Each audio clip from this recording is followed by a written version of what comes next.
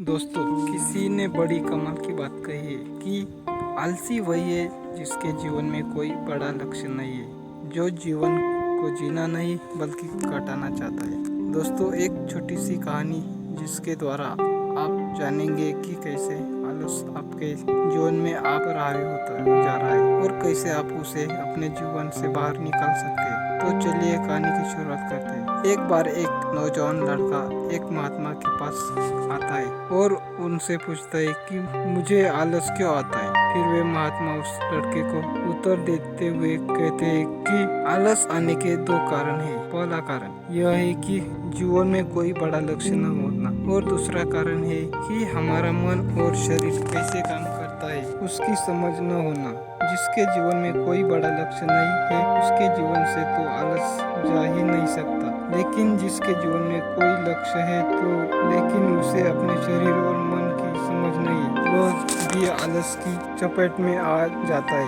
हमारा मन बहुत ही बड़ा कलाकार है और हमें मूर्ख बनाने में ज़्यादा समय नहीं लगता है। अगर तुम ध्यान रखना चाहते हो तो यह तुमसे कभी भी ध्यान करने के लिए मना नहीं करेगा। यह तुमसे कहेगा कि ध्यान करना ब्रह्म मुहूर्त में ज़्यादा अच्छा होता है। अब ना तो तुम ब्रह्म मुहूर्त में उठ पाओगे और ना ही तुम ध्यान कर पाओगे। ये तुम्हें धन कमाने के लिए कभी भी मना नहीं करेगा, लेकिन ये तुमसे कहेगा कि धन ही सब कुछ थोड़ा ही होता है और ये कभी कभी तुम्हारा विरोध नहीं करता बल्कि यह तुम्हें मूर्ख बनाता है। और कमाल की बात यह है कि तुम मूर्ख बनते हो। फिर वह लड़का उन महात्मा से पूछता है कि तो फिर इसका समाधान क्या है।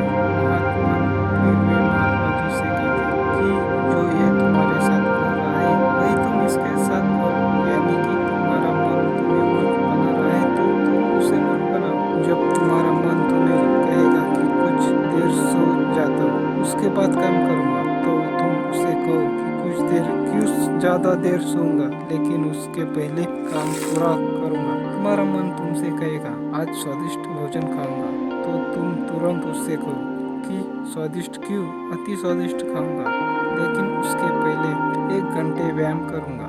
फिर वह व्यक्ति उस महात्मा से पूछता है कि लेकिन कब तक मैं अपने मन को मूर्ख बनाऊं। फिर वे महात्मा जी उससे कहते हैं कि जब तक तुम अपने आलस से मुक्त रहना चाहते हो तब तक तुम्हें अपने मन को मूर्ख बनाते रहना है। फिर वो व्यक्ति पूछता है कि कभी कभी तो ऐसा होता है कि मुझे अफसोस होता है कि मैं अपने जीवन में कुछ कर नहीं पा रहा हूँ, क्योंकि मेरे भीतर से ही कुछ करने का मन ही नहीं करता। फिर ऐसी स्थिति में क्या करूँ। वे महात्मा जी कहते हैं कि मन को तो तुम मूर्ख बना सकते हो, लेकिन शरीर को तुम्हें समझना होगा। तुम्हारा शरीर चाहता है भोजन से, और अगर तुम मरा हुआ भोजन खाओगे तो वह तुम्हें ऊर्जा कैसे देगा।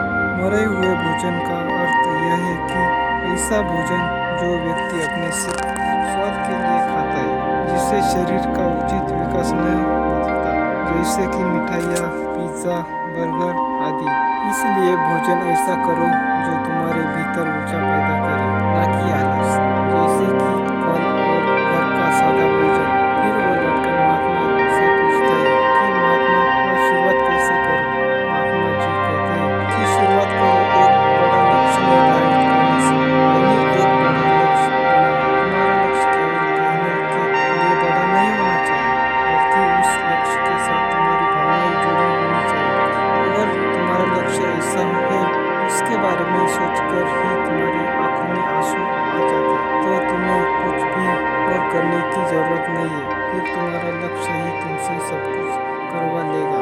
और अगर लक्ष्य इतना बड़ा नहीं है या फिर तुम्हारी भावनाओं से साथ जुड़ा नहीं है, तो फिर अपने लक्ष्य को खोजना ही अपना लक्ष्य बनाओ। जिस प्रकार भगवान गौतम बुद्ध ने बनाया था, उन्हें पहले अपना लक्ष्य थोड़ी पता था कि वह मिल जाएगी मंजिल।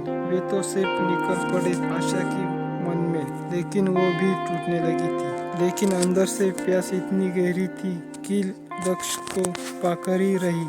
जब तक तुम्हें यह पता नहीं चलता कि तुम्हारा लक्ष्य क्या है, तब तक तुम अपने मन को मूर्ख बनाते रहो, जैसे वो तुम्हें बना रहा था। कोई भी व्यक्ति शराबी बनना नहीं चाहता है, लेकिन उसका मन उसे मूर्ख बना कर उसे एक शराबी बना देता है। कोई भी व्यक्ति चोर बनना नहीं चाहता, लेकिन यह मन उससे बार बार मूर्ख बना बना कर उसे एक चोर बना देता है। एक बात को तुम हमेशा याद रखना कि जब तक तुम बुद्धि से उठकर बुद्ध नहीं हो जाते, तब तक तुम्हारे पास दो विकल्प है।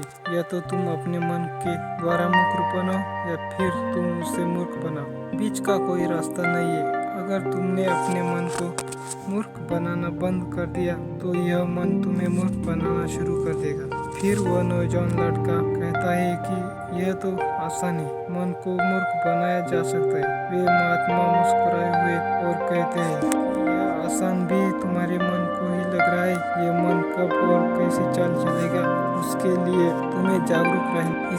तुम्हें जागरूक रहना पड़ेगा। अपनी जागरूकता को बढ़ाओ और जागरूक व्यक्तियों के साथ रहो, या फिर अपने खुद के साथ समय बिताओ। अगर तुम आलसी व्यक्तियों के साथ रहोगे तो तुम भी आलसी होंगे, और अगर तुम ऊर्जावान लोगों के साथ रहोगे तो तुम भी ऊर्जावान बनोगे। फिर ये लड़का महात्मा जी से कहता है कि मुझे अपने मन को मूर्ख बनाना अभी और इसी वक्त से शुरू कर देना चाहिए। महात्मा कहते हैं कि हाँ, सही कहा तुमने, सही समय की प्रतीक्षा करना भी इसी मन की एक चाल है। इसलिए अभी और इसी वक्त से काम पर लग जाओ।